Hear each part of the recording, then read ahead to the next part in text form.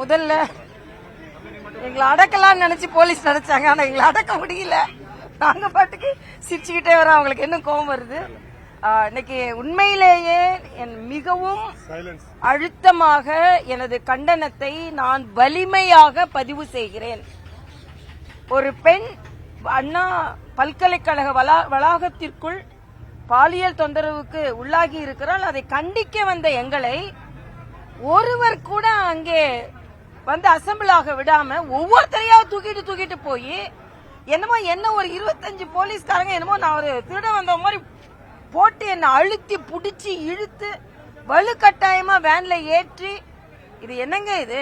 தமிழ்நாட்டில தான் இருக்கிறோமா? நம்ம தமிழ்நாட்டில் ஒரு பெண்ணுக்கு ஆதரவாக ஒரு குரலை எழுப்ப முடியாத ஒரு சர்வாதிகார சூழ்நிலை நடக்கிறது என்றால் அது வன்மையாக கண்டிக்கத்தக்கது. அண்ணன் ஸ்டாலின் இதுக்கு பதில் சொல்லியே ஆக வேண்டும். பெண்களுக்கு பதில் சொல்லி ஆக வேண்டும், எங்களுக்கும் பதில் சொல்லியே ஆக வேண்டும். அதே மாதிரி எங்கள் சகோதரர்கள் அந்த கண்டனத்தை தெரிவிப்பதற்கு வந்தால் அவர்களை ஏதோ திருடர்களும் தீவிரவாதிகளை மாதிரி புடிச்சு ஏத்தி உள்ள போட்டு காவல்துறை, இந்த காவல்துறை இவ்வளவு ஒரு 500 பேர் நின்னீங்கல்ல, ஒருத்தர் போய் அண்ணா யூனிவர்சிட்டி கிட்ட நின்னா அந்த பொண்ணை காப்பாத்திருக்கலாம், அந்த பொண்ணுகிட்ட இருந்து பிரச்சனை இல்லாம காப்பாத்திருக்கலாம். ஆக போராட்டக்காரர்களுக்கு அடக்குமுறை, ஆனா குற்றம் செய்தவர்கள் சுதந்திரமா நடமாடுவாங்க. இந்த குற்றம் இழைத்தவர் திராவிட முன்னேற்ற கழகத்தை சார்ந்தவர். அதனால் அவர் 10-15 வழக்கு இருந்தும் அவர் சுதந்திரமாக நடமாடி கொண்டிருக்கிறார். தமிழ்நாட்டில் ஒரு பழக்கம் என்னன்னா, போராடுனா போலீஸ் வருவாங்க, திருடுனா போலீஸ் வரமாட்டாங்க. போராடுனா போலீஸ் வருவாங்க, பாலியல் குற்றம்னா வரமாட்டாங்க. அதுவும் பாரதிய ஜனதா கட்சி போராடணும்னா உடனே புடிச்சிட்டு போயிடுவாங்க. இதை இவ்வளவு நேரம் வச்சுக்குவாங்க எங்களை. அதனால மிகவும் கடுமையாக நான் எனது கண்டனத்தை எனது சகோதரர்களோடு சேர்ந்து பதிவு செய்கிறேன். எங்க அண்ணன் கருநாகராஜன் வந்திருக்கிறார்கள், மாவட்ட தலைவர் சாய் சத்யன், இன்னொரு மாவட்ட தலைவர் காளிதாஸ், விஜய் ஆனந்த், கபிலன், ரங்கா, டால்பின் ஸ்ரீதர், வேற எந்த மாவட்ட தலைவர் இங்க இருக்காங்க, மற்ற மாவட்ட தலைவர் அங்க இருக்காங்க. 2 மண்டபங்கள், அதுல கூட எங்களை சேர விடல. வன்மையாக கண்டிக்கிறேன். அண்ணன் ஸ்டாலின் அவர்கள் பதில் சொல்ல வேண்டும். பெண்களுக்கு பாதுகாப்பு இல்லை. இது பல்கலைக்கழக வளாகத்தில் மட்டும் இல்ல, பள்ளி வளாகத்தில் நடக்கிறது, கல்லூரி வளாகத்திற்குள் நடக்கிறது, பணியிடங்களில் நடக்கிறது. என்னதான் நடந்து கொண்டிருக்கிறது தமிழகத்தில் என்று எனக்கு தெரியவில்லை. அதனால்தான் அதாவது பெறுவோம் 200, படைப்போம் வரலாறு.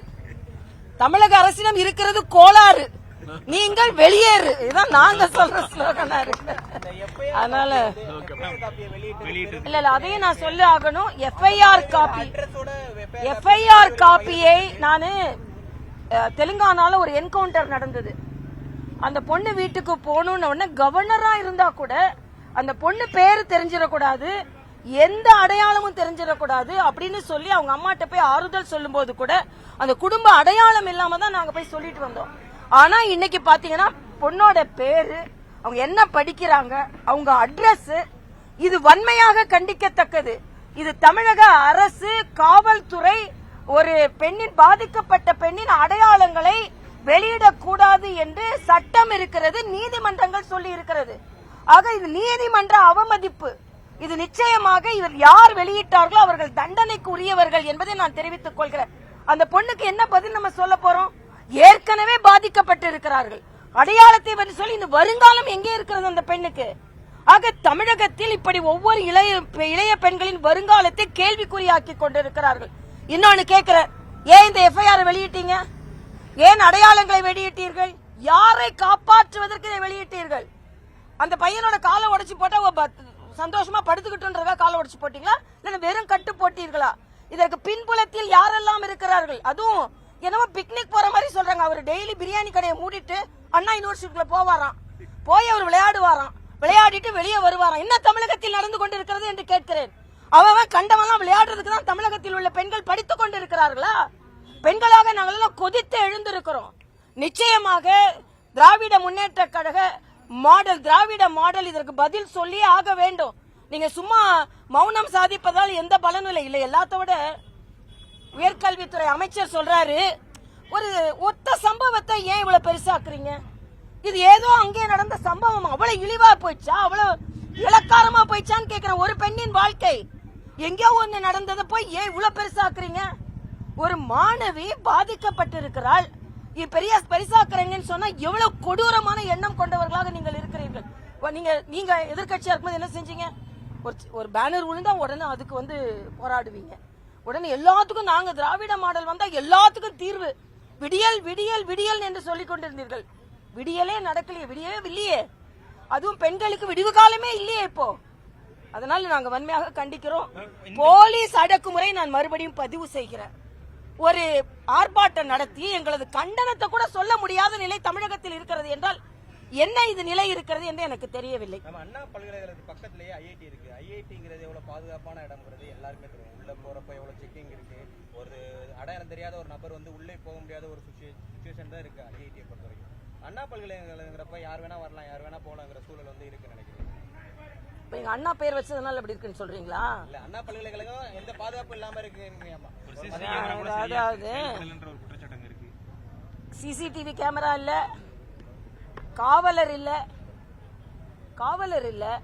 என்ன சொல்ல போனா என்னோட அதிர்ச்சியானது என்னன்னா, இவரு அடிக்கடி உள்ள போறவரா, அதனால காவலர் இவரை வந்து அப்படி சல்யூட் அடிச்சு விட்டுருவாராம்.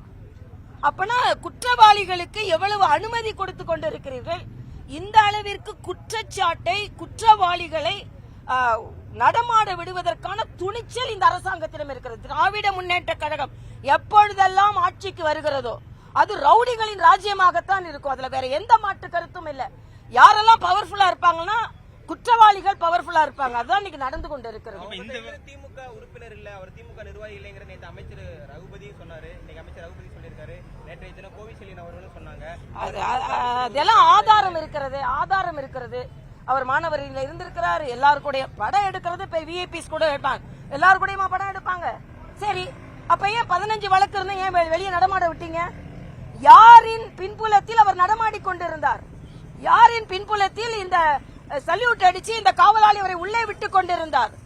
அப்பனா யாரோ ஒரு பின்பலம் இருக்கு. இன்னொன்னு வர நான் அதிர்ச்சிகரமாக எனக்கு ஒரு தகவல் ஒரு சார் கிட்ட சொல்றேன். அந்த சார் யாருன்னு தெரியல. யாருப்பா அந்த சாரு? ஆக இந்த பெண்ணை இப்படி பெண்களிடம் வீடியோ எடுத்து இப்படி பயமுறுத்துவது என்பது இளைய தலைமுறையை அச்சுறுத்தி கொண்டிருக்கிறது என்பது எனது கருத்து. 2026 இந்த அரசாங்கம் வெளியேற்றப்பட வேண்டிய அரசாங்கம். நிச்சயமாக இந்த விவகாரத்துல பாஜக சரி, அதிமுக சரி போராட்டம் மற்ற கூட்டணி கட்சிகள் எந்த ஒரு இதுமே ஒரு கருத்து இருக்கு இல்ல. நாம இன்னைக்கு உணர்வுபூர்வமா போராடுறோம். கூட்டணி கட்சிகள் அவர்கள் கண்டனத்தை தெரிவிக்கல. திமுக கூட்டணி கட்சிகள் தான் வாயை மூடிக்குவாங்களே. எது நடந்தாலும் ஓட்டு மட்டும் தானே. அண்ணன் திருமாவளவனா இருக்கட்டும், காங்கிரஸா இருக்கட்டும், காங்கிரஸ் அண்ணன் அரசியல் ஆதாயத்திற்காக அண்ணாமலை பேசுகிறார். பாஜக இந்த அரசியல் எடுக்குது அப்படிங்கிறது. அதுதான் நான் கேக்குறேன். அப்போ ஒரு பெண்ணுக்கு நடந்த கொடூரம் எதுவும் உங்களுக்கு கிடையாது. எல்லாரும் நீங்க எதுக்காக என்ன அரசியல் ஆதாயத்துக்காக அண்ணன் திருமாவளவன் பேசுகிறார்? என்ன அரசியல் ஆதாயத்திற்காக இவ்வளவு அடிபணிந்து போய் கொண்டிருக்கிறார் என்று எனக்கு தெரியவில்லை. ஆக திராவிட முன்னேற்ற கழகத்தின் கூட்டணி கட்சிகள் தான் அரசியல் ஆதாயத்திற்காக கப்சிப்புன்னு இருக்காங்க. இதே இது எங்கேயாவது குஜராத்ல நடந்திருந்தா, உத்தரப்பிரதேசத்துல நடந்திருந்தா குரல் கொடுப்பாங்க. தமிழ்நாட்டுல பக்கத்து தெருவில் நடந்தா குரல் கொடுக்க மாட்டாங்க. உடனே நாங்க ட்விட்டர்ல போட்டா உங்க ஊரை பாரு, அந்த ஊரை பாரு, முதல் நம்ம ஊரை பாரு. நம்ம பெண்ணுக்கு பாதுகாப்பா இருக்காங்களா? நீங்க திமுக தான் ஆட்சியில் இருக்கு. அதுக்கு நாங்க கேள்வி கேட்க தான் செய்வோம். அது செல்வ பெருந்தகை அண்ணன் ஒரு சும்மா ஒரு அறிக்கை, திருமாவளவன் அண்ணன் அதையும் கேட்க மாட்டாரு. ஆக எந்த அளவிற்கு தமிழகம் தத்தளித்துக் கொண்டிருக்கிறது கேட்க வேண்டிய நாங்க கேட்போங்க. நிச்சயமாக போராடுவோம் பெண்களுக்காக என்பதை நான் வலிமையாக பதிவு